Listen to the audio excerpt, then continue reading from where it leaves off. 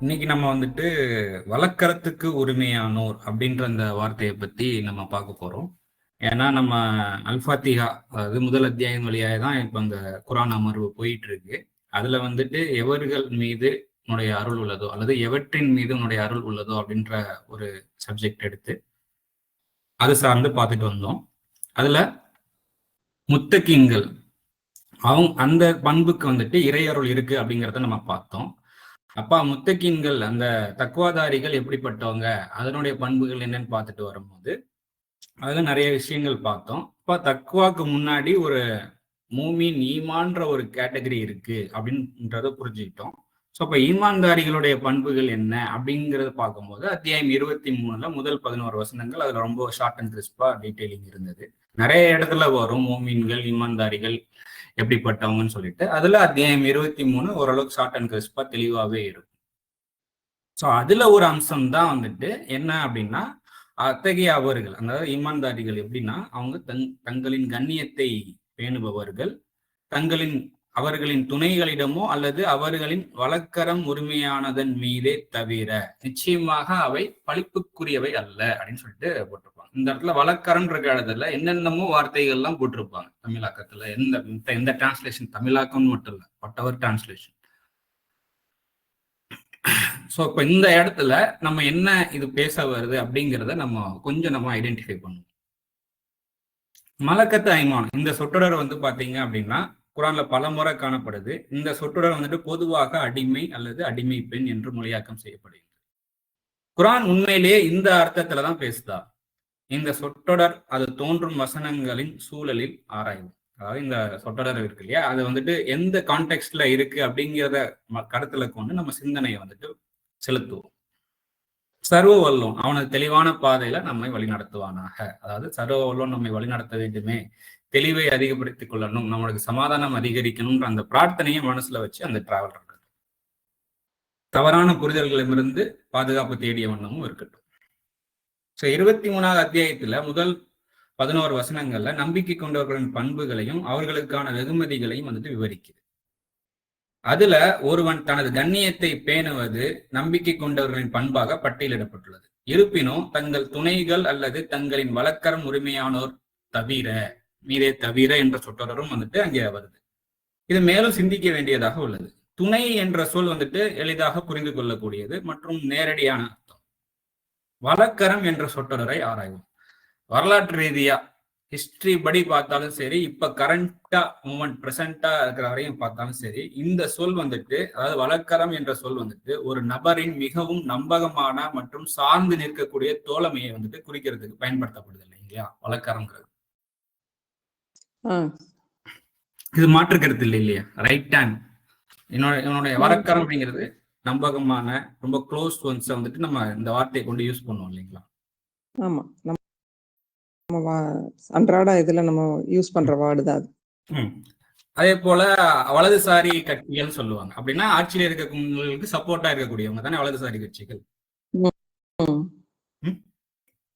ஆமா, எல்லாத்தையும் நம்ம சிந்தனைக்கு எடுக்கிறோம். அதுக்காக நான் சொல்றேன். இந்த வலக்கரம் வலதுசாரி அப்படிங்கறதெல்லாம் வந்துட்டு என்ன, எப்படி எல்லாம் அந்த வார்த்தை பயன்படுத்தப்படுதுங்கிறத புரிஞ்சுக்கிட்டு இப்ப இந்த கான்டெக்ட்ல என்ன சொல்ல வருது அப்படிங்கிறத நம்ம கொஞ்சம் பார்க்க வேண்டியிருக்கு.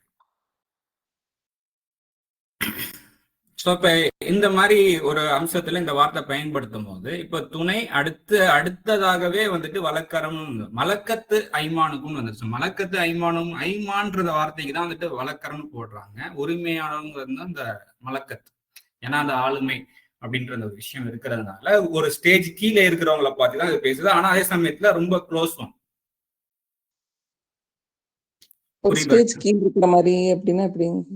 இப்ப ஆளுங்கட்சி வேற வலதுசாரி வேற தானே? ஓ சரி சரி, புரிஞ்சு. என்னோட வழக்கரம் அப்படிங்கும்போது நான் தனி, என்னோட கரம் நல்லா ஸ்ட்ராங்கா இருக்கும். எனக்கு சப்போர்ட்டிவ் கரம் தான் இன்னொருத்தங்களை நான் சொல்லுவேன் என்னோட வழக்கரம் சப்போர்ட்டர்ஸ். ஓகே. ஸோ அப்போ கொஞ்சம் மலக்கத்தை ஐமான், அதாவது என்னுடைய ஆளுமை கீழே வழக்கரமா இருக்கக்கூடியவர்கள். ஸோ அவங்க சர்வன்ஸா இருக்கலாம், இல்ல ரொம்ப க்ளோஸ் ஒன் தான், ஆனா ஒரு படி நீங்க மேல இருப்பீங்க. சின்ன ஒரு ஸ்டெப், அவ்வளவுதான். ஸோ அவங்க கிட்ட வந்துட்டு நீங்க கொஞ்சம் கேஷுவலா கலோக்கியலா பேச்சு இருக்கும். நம்ம வந்துட்டு வெளியே போகும்போது ரொம்ப ஃபார்மலா ஒரு ட்ரெஸ் கோட் ஒன்று வச்சிருப்போம். ஆனா வீட்டில் வந்துட்டு ஒரு கொஞ்சம் கேஷுவல் ட்ரெஸ் போட்டிருப்போம். அப்போ அவங்க வரும்போது உடனே திருப்பி ஃபார்மல் ட்ரெஸ் எல்லாம் எடுத்து போட மாட்டோம். அவங்க தானே வந்திருக்காங்க டெய்லி அப்படின்ற அந்த ஒரு அடிப்படையில பேசிட்டு இருப்போம் இல்லைங்களா? கண்டிப்பா கண்டிப்பா. ஸோ அதே மாதிரி பேச்சுல வந்துட்டு ரொம்ப ஃபார்மல்லாம் இருக்காது. ஸோ இதைத்தான் அவங்க சொல்லுது. ஸோ இந்த மாதிரி ஒரு துணை கிட்டையோ உங்களுடைய தம்பதிகள் மத்தியில அல்லது இந்த மாதிரி வளர்க்குற ரொம்ப க்ளோஸ் ஒன்ஸ் கிட்ட வந்துட்டு நீங்க உங்களுடைய வார்த்தைகள், பேச்சுக்கள், நடத்தைகள்ல கொஞ்சம் வந்துட்டு அந்த கண்ணியம் குறைவு தெரியுது, ரொம்ப ஃபார்மல் இல்ல, இன்ஃபார்மலா இருக்கு அப்படின்னா நோ இஷ்யூஸ். அதுலயும் ஒரு லிமிட் இருக்கு, அதையும் நம்ம பார்ப்போம். அது அன்றாடம் நம்ம அப்படிதான் இருக்கிறோம். அது திருப்பி நினைவுபடுத்து. ஆமா, நினைவுபடுத்து. அப்படிதான் இருக்கிறோம் நம்ம ஆக்சுவலா. திடீர்னு கொஞ்சம் இதா வந்தாங்கன்னா, வெளியிருந்து யாரா வந்தா அங்க நம்ம ஒரு ட்ரெஸ்ஸிங்லேயே பார்த்தீங்கன்னா கொஞ்சம் இதா இருக்கும். கலதா போட்டு கொஞ்சம் அதே சாதாரணமா வந்தோம்னா நம்ம எப்படி ஆஸ் யூஷுவலா இருக்கிறோமோ அந்த மாதிரி நம்ம வாங்கி பேசிக்கிட்டு இருக்கோம்.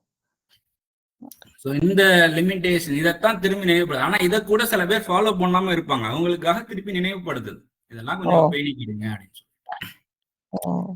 ஒருத்தவங்க ரொம்ப கேஷுவலா நான் ரொம்ப ஓப்பனா பேசக்கூடியவன், ஃப்ரீயா பேசக்கூடியன்னு சொல்லிட்டு எல்லார்கிட்டையும் அந்த வார்த்தைகள் பிரயோகத்தை போடுவாங்க. பட் ஆனா அது வேலை செய்யாது.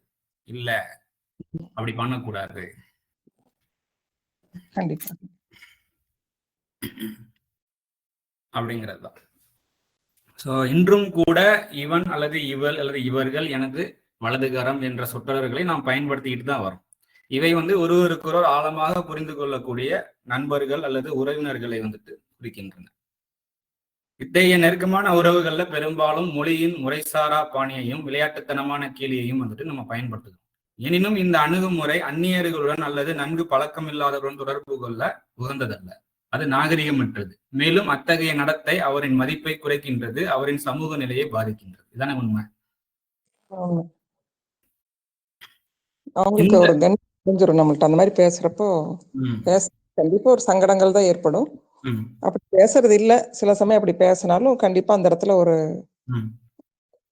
ஒரு நல்ல இது இருக்காது, ஒரு சங்கடங்கள் தான் ஏற்படும். அதான் நீங்க சில செலிபிரிட்டிஸ்லாம் நீங்க பாருங்களேன். சில செலிபிரிட்டிஸ் நல்லா வளர்ந்து வருவாங்க, சில செலிபிரிட்டிஸ் டவுன் ஆவாங்க. எதனால டவுன் ஆகுறாங்கிறத நீங்க ஓரளவுக்கு நோட்டீஸ் பண்ணீங்க அப்படின்னு பாத்தீங்கன்னா நிறைய காரணங்கள்ல இது ஒண்ணா இருக்கும். பேச்சுல ஒழுங்கா பேசுறது. ஒரே ஒரு அதான் பல வருஷங்கள் பேசிட்டு இருப்பாங்க, கவனிச்சுட்டே இருப்போம். ஒரே ஒரு பேச்சுதான் இருக்கும் ஏதோ ஒரு இதுல. அதை இன்னைக்கு காலகட்டம் அதைய பூதாகரம் பண்ணி போட்டுருவாங்க. அந்த ஒரு சொல் மட்டும் அவங்களோட அத்தனை இமேஜும் அப்படியே போயிருது, டவுன் ஆயிடுச்சு. இவ்வளவு நாள் நம்ம சேர்த்து வச்சு. வார்த்தைகளை ரொம்ப கவனமா இருக்கணும். இதை சார்ந்துதான் நம்ம அடுத்தது நம்ம ட்ரையல் ட்ரீ அப்படிங்கிறதையும் நம்ம கண்டிப்பா நம்ம பார்க்க போறோம். இதுதான் களிமாவுடைய சோதனையா இருக்குங்களா? அப்படி சொன்னீங்க. களிமாவுடைய சோதனை தான். சரி. அதாவது நம்ம இங்க வார்த்தைகள்ல, பேச்சுல, நடத்தையில எவ்வளவு கண்ணியம் தேவை அப்படிங்கிறத பத்தி பேசிக்கிட்டு இருக்கிறதுனால அந்த சோதனை மரம், அதாவது ஆதம் நபிக்கு ஒரு மரம் தடுக்கப்பட்டிருக்கு அப்படின்னு சொல்லி வருது இல்லையா? அது என்ன அப்படிங்கிறது நம்மளுக்கு நிறைய பேருக்கு தெரியாது. எந்த மரத்தை தடுத்திருக்கான்னு சொல்லிட்டு அதுவுமே அந்த மரத்தை தடுக்கிறதுமே பேச்சுல ஒழுங்கு வேணும் என்பதை குறித்து தான் அந்த மரம் அங்க பேசப்படுது. அதையும் நம்ம இன்ஷால்லா வரக்கூடிய நாட்கள்ல தெளிவா பார்ப்போம். ஆல்ரெடி பேசியிருக்கோம், அதாவது யூடியூப்ல பேசி பதிவு பண்ணிருக்கேன், சோதனை மரம்ன்ற டைட்டில்ல. மீண்டும் ஒரு முறை நம்ம ஃப்ரெஷ்ஷா பார்த்துருவோம். இப்ப இந்த இடத்துல இது ஒரு மதிப்புமிக்க நினைவூட்டலா இருக்கு இல்லையா? அதாவது இந்த நினைவூட்டலை தான் அத்தியாயம் 23ல பேசுறதாக நான் பாக்குறேன். அதாவது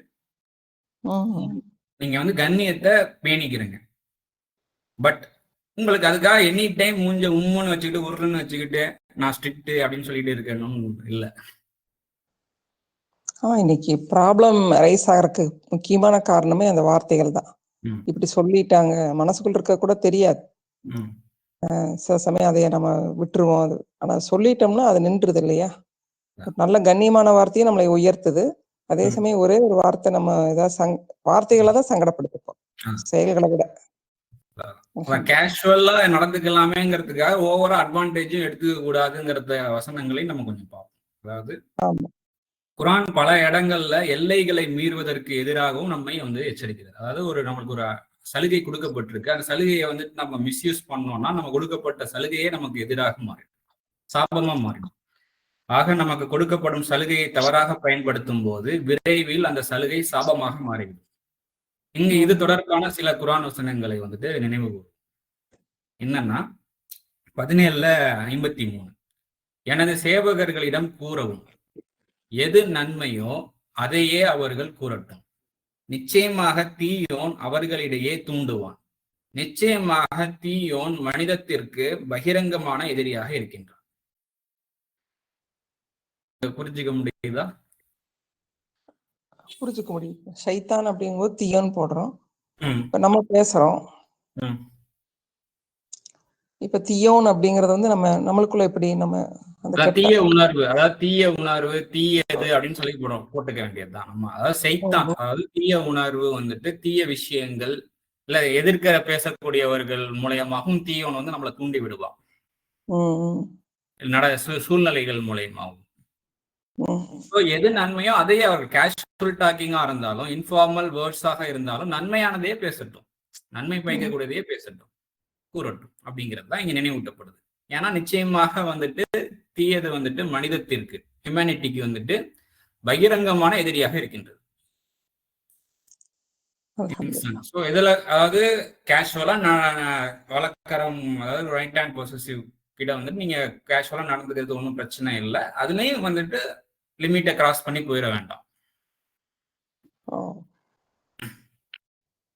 அத்தியாயம் 23லயே பார்ப்போம். 23ல தான் வந்து மூமின்களுடைய பண்புகள் பார்த்தோம். அதுலயே 97, 98 வசனம் வந்துட்டு பிரார்த்தனையா நமக்கு நினைவூட்டப்படுது. கூறவும், பரிபாலனே, தீயவைகளின் தாக்கங்களிலிருந்து உன்னை கொண்டு அடைக்கலம் தேடுகின்றேன்.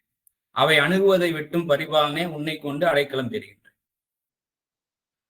ஸோ இதுதான், இது வந்துட்டு இருக்கணும். என்னதான் க்ளோஸா இருந்தாலும் நம்ம சில நேரம் வந்து ஓவர் அட்வான்டேஜ் இல்ல மறதினால, அவசரத்தனத்தினால எக்ஸ்ட்ரா வேர்ட்ஸ், ரொம்ப லூஸ் வேர்ட்ஸ் யூஸ் பண்ணிடுவோம். அதுல க்ளோஸ் ஒன்னாக இருந்தாலும் சரி, அது பாதிப்பை ஏற்படுத்திடும்.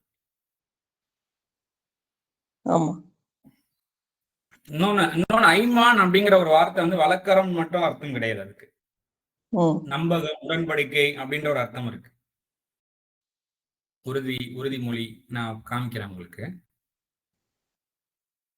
ஐமான் மலக்கத்து விட்டுருங்க, அது வந்து சூரியமே, அது மாலிக்ல இருந்து வரக்கூடிய அந்த வார்த்தை. அது ஐமான் அப்படிங்கும் போது வந்துட்டு இதுக்கு நான் கிளிக் பண்ணி காமிக்கிறேன் பாருங்க. ரைட் ஹேண்ட் சொல்லி போட்டிருக்காங்க இல்லையா? இதே போல வந்துட்டு உறுதிமொழி அப்படின்னு OATH சொல்லி வருது இல்லையா? இதுக்கு என்ன அர்த்தம்?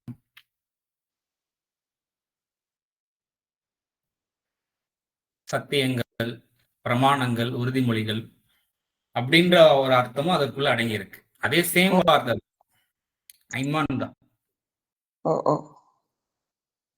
ஸோ அதே வார்த்தை தான் வந்துட்டு இப்படின்ற ஒரு அர்த்தமும் இருக்கு. இப்ப இதையுமே எடுத்துக்கலாமே, இந்த அர்த்தத்தையும் உள்ள போட்டு வாசிக்க முடியும். இப்ப அவங்க 2 பேருக்கு இடையில நல்ல அண்டர்ஸ்டாண்டிங், அவங்க ஃப்ரீயா பேசிப்பாங்க அப்படின்லாம் நம்ம சொல்லுவோம் இல்லையா? அவங்களுக்குள்ள ஒரு நல்ல ஒரு உடன்படிக்கை இருக்கு, அதனால அவங்க பேசிக்கிடுவாங்க. அப்படி நம்ம எல்லாம் அப்படி பேச முடியாது அப்படின்னு சொல்லுவாங்க. இதுதான் இப்போ இப்ப எந்த பெஸ்டோ அதை தான் நம்ம எடுத்துக்கிற போறோம். இப்ப இன்னொரு அர்த்தத்தை போட்டாலும் அந்த வசனம் வேலை செய்யுதுன்னு சொல்ல வரேன்.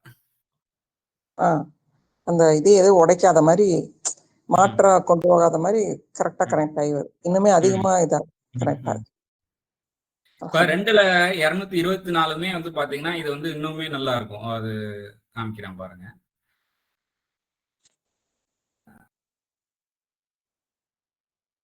நீங்கள் உங்களுடைய சத்தியத்தின் காரணமாக நீங்கள் நன்மை செய்வதற்கும் அஞ்சுவதற்கும் மனிதர்களிடையே சமாதானம் செய்து வைப்பதற்கும் அல்லாஹ்வை ஒரு தடையாக ஆக்கிவிடாதீர்கள். இந்த சத்தியத்தின் காரணமாக அப்படிங்கிறது இல்லையா? இந்த இடத்துல தான் ஐமான் இருக்கும். ஸோ உங்களோட அண்டர்ஸ்டாண்டிங், உறுதி. இப்ப இறைவனே நம்மளுக்கு வந்துட்டு இதை கேஷுவலா பேசிக்கலாம்னு சொல்லியிருக்கிறான் அந்த வாக்கு. அதுக்காக வந்துட்டு நீங்க உங்களுக்கு நீங்களே சண்டை போடுற அளவுக்கு அதை ஆக்கிக்கிறாதீங்க அப்படின்ற ஒரு உணர்வும் இதுல வெளிப்படுது.